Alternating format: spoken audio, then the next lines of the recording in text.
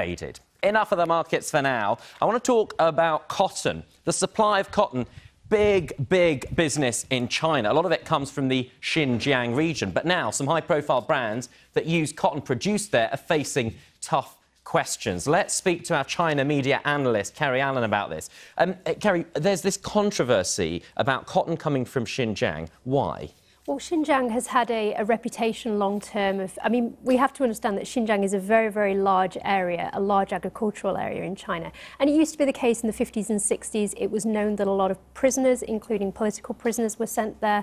Things are still very sketchy in Xinjiang. Who's actually working in the fields? So there have been questions long-term, particularly from rights groups, about who is actually producing cotton and a number of products out in Xinjiang. And are these companies likely to cut their ties with China and the cotton they get from there? It's a difficult situation because I mean there is this situation at the moment with the Sino-US trade war going on. That a number of companies are actually changing their supply chain and they're going to Vietnam, for example. But cotton being an agricultural product, it's very difficult to suddenly switch because it grows naturally. Yeah, at the moment there are going to be difficulties for companies like Uniqlo and Muji to decide who, if they were going to pull out, where they would go to.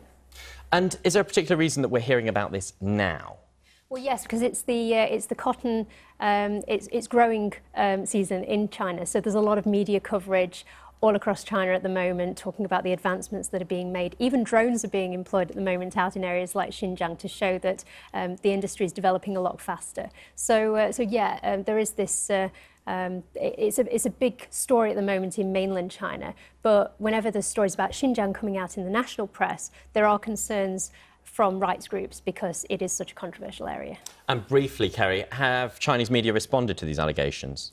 They've not, no, but any mention from either US companies or the US government in relation to Xinjiang and the questions about what's happening in the region. I mean, it's a very tightly controlled media environment, more so than the rest of China. Their general statement is that this is the US trying to promote unfair competition and it's just trying to smear China. So that's the standard response more than anything. OK, Kari, thanks very much indeed for talking us through that. Kari Allen, our China media analyst there.